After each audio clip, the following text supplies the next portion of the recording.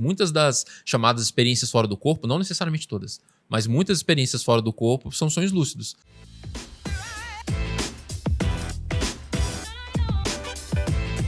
E como que são os sonhos lúcidos?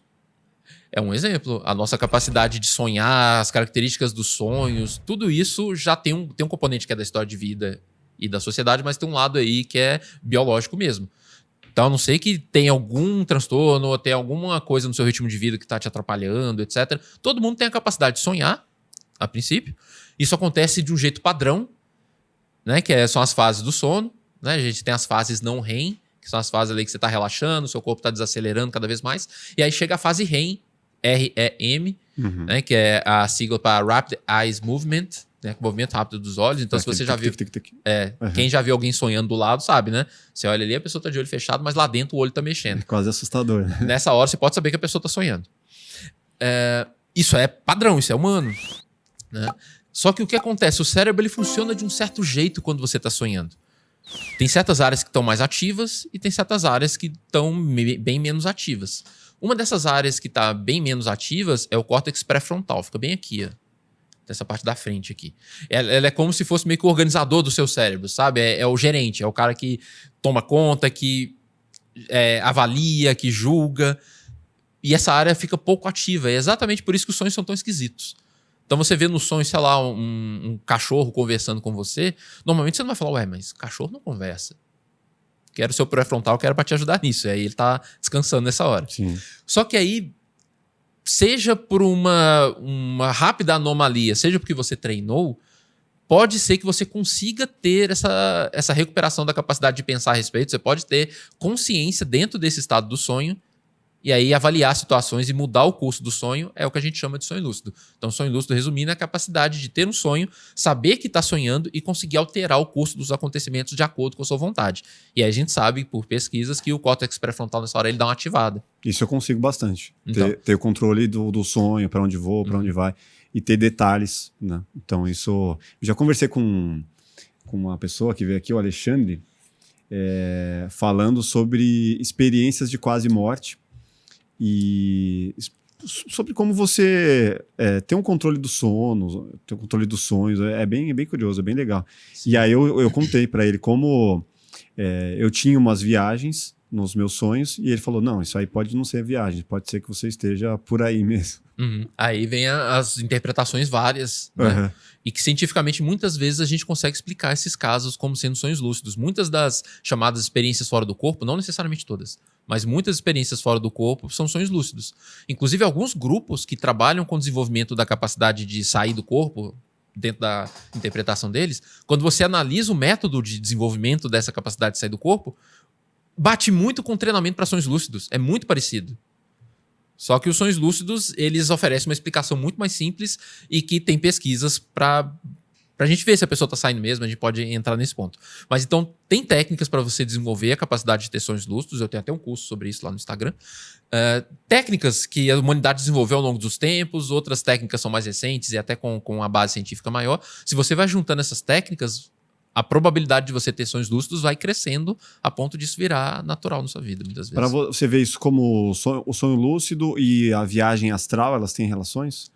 Sim, é isso que eu estava tentando dizer, que muitas vezes tem uma relação de uma ser a outra, a mesma coisa. Só dá outro nome. Só dá outro nome e outra interpretação. Não necessariamente sempre, tá? Então, tem alguns casos de viagens astrais aí que são mais difíceis de explicar dentro do panorama científico, dentro desse referencial dos sonhos lúcidos. Então, não vou ser leviano de falar que todas as viagens astrais são sonhos lúcidos. Tá, são dois nomes para a mesma coisa, não é isso? Não necessariamente isso. Mas, no mínimo, uma grande parcela é. E a EQM? Você já fez algum estudo sobre isso? Sim, então, a experiência de quase morte é outro fenômeno muito interessante. Não é exatamente a mesma coisa, porque tem uma série de questões aí, por exemplo... Tem o túnel branco, tem... Sim, mas ao mesmo tempo tem a situação limítrofe ali, né? O seu corpo e a sua mente, elas estão funcionando num ritmo meio limítrofe ali. Ou você tá morrendo de verdade, ou você tá em morte clínica, né? O coração parou, ou você tá numa situação de perigo iminente. Pode acontecer também. Então você tá no meio de um assalto, o cara tá com a arma na sua cabeça, pode ser que algumas pessoas relatam ter uma experiência de quase morte ali. O seu corpo biologicamente tá bem. Você não tomou tiro ainda, nada. Mas a pessoa relata, vê túnel de luz, vê os parentes mortos, acontece esse tipo de coisa também. O filminho que passa. O filminho que passa na cabeça. Eu mesmo já tive uma experiência de quase morte. Conta aí. Como então, que é isso? mas é meio vexatória a minha experiência de quase morte. Por quê? Mas caracterizou uma experiência de quase morte. Inclusive, eu fui sujeito de uma pesquisa sobre experiência de quase morte. Pra você ver que caracterizou, até cientificamente. Lá vou eu contar isso. Minha esposa vai brigar comigo depois. Eu tava em casa, tomando banho. E era um dia muito relaxante, eu tava muito feliz e tal. Tinha sido um dia muito bom pra mim. Então, eu tomei aquele banho quente, liguei o vapor, assim, sabe aquela situação extremamente relaxante? Sim. E eu tava lá no chuveiro, só eu em casa. Na época eu morava na casa dos meus pais. E aí, eu tava tão feliz e relaxado que eu resolvi bocejar. Eu senti uma vontade de bocejar e espreguiçar. Só que aí o inteligente aqui, ele bocejou pra cima. Eu fiz assim, ó. E era um chuveiro muito forte. Então, assim, eu engoli aquela água inteira. E aquela água desceu pro meu pulmão. Nossa, quase eu engoli muita água. Tipo, muita mesmo. A ponto da minha respiração ter travado. Instantaneamente travou. Como se eu tivesse me afogado mesmo. Sim. E aí eu vi que eu tava sem ar e não subia nem descia. Eu tentei no começo forçar para ver se a água saía. Bati no meu peito. Bati as costas no azulejo atrás e nada. E eu comecei a apagar. Puta, que desespero. Comecei a apagar. As pernas começaram a bambear. E eu começou a dar aquele desespero, né? Eu vou morrer. Só que chegou num ponto, eu até arrepio, até hoje que eu arrepio. Chegou num ponto que entrou num outro funcionamento cerebral que eu senti uma calma extrema. Eu fiquei muito tranquilo. Eu falei, cara, eu vou morrer. Então é assim que se morre. Até que não é tão ruim assim. Né? E aí eu comecei Tava se conformando com a ideia. Eu me conformei e eu comecei a ter o filme passando na minha cabeça. Eu comecei a rever minha vida. Foi involuntário, eu não pensei de propósito. Mas eu lembrei dos bons momentos, dos ruins, do sentido que minha vida teve. Será que eu chegando até aqui, será que eu tô morrendo satisfeito com a minha vida? Sim, acho que alcancei algumas coisas legais e tal. Comecei a ficar feliz, assim. E aí começaram a vir umas viagens muito estranhas. Uma coisa que eu pensei, por exemplo, eu pensei, nossa, se existir vida após a morte mesmo, eu chegar lá do outro lado, eu não vou poder contar que eu morri afogado no chuveiro. É muito mico. Né? E me encontraram pelado. E eu comecei a pensar nisso. Eu falei, não, o que eu vou falar pros caras? Se eu chegar lá. E eu comecei a inventar as desculpas, assim. Caramba. E isso no meio da viagem ali, eu apagando, eu comecei a pensar nisso. E aí, enfim, eu tive essa paz e tal. Não vi túnel de luz, mas eu tive uma sensação um pouco de desprendimento do corpo, vamos dizer assim. Eu entrei num estado alterado de consciência mesmo. Só que aí eu lembrei do Elvis Presley, as viagens. Eu não sei se é verdade, isso não sou fã do Elvis para saber detalhes da biografia, mas dizem que quando ele foi encontrado morto, ele foi encontrado morto no chuveiro. Pelo menos eu sempre acreditei nessa história. E aí eu imaginei a mesma cena. Eu falei, minha mãe vai me pegar aqui pelado no chuveiro, igual você falou. Nessa hora, eu voltei. Porque eu falei assim, não, minha mãe não vai me encontrar pelado no chuveiro, é muito mico. Você foi salvo pela vergonha. Exatamente. Eu falo exatamente essa frase, eu fui salvo pela vergonha, porque isso me deu um gás na hora. Falei, não posso morrer aqui. Aí eu me dei uma sacudida, eu saí daquele estado alterado que eu tava, de tranquilidade, de paz, de estar desconectado do corpo. Voltei, comecei a dar soco de novo na boca do estômago. Mas ali eu já tava assim, foi nos últimos segundos já. Eu tava bem mal assim já. E aí eu comecei a vomitar aos poucos, eu fui voltando, levei uns 10, 15 minutos pra voltar. Caraca. E ficou doendo, eu fiquei muito tempo sentindo dor aqui, porque eu tive que expelir aquela água com muito sofrimento. Mas eu quase morri afogado no chuveiro. E assim, eu não tive todas as características de uma EQM, de ver túnel de luz, por exemplo, e tal. De me ver totalmente fora do corpo. Eu me senti um pouco desprendido, mas eu não me vi fora do corpo. E aí a literatura científica mostra isso, que a EQM ela não precisa ser aquele pacote completo. Sim. Tem um número de características, mas então... o túnel você viu, né? Não, eu não vi o túnel. O túnel que você não viu? Não, eu não vi túnel. Eu me senti um pouco fora do corpo, eu senti aquela sensação de paz profunda. Ele ia falar que não foi, então, eu acho. Eu tive aquela sensação de paz profunda, eu vi a vida passando na frente dos meus olhos. E o que a literatura científica coloca? Diante das variações, porque a gente ouve só os casos mais estereotipados, né?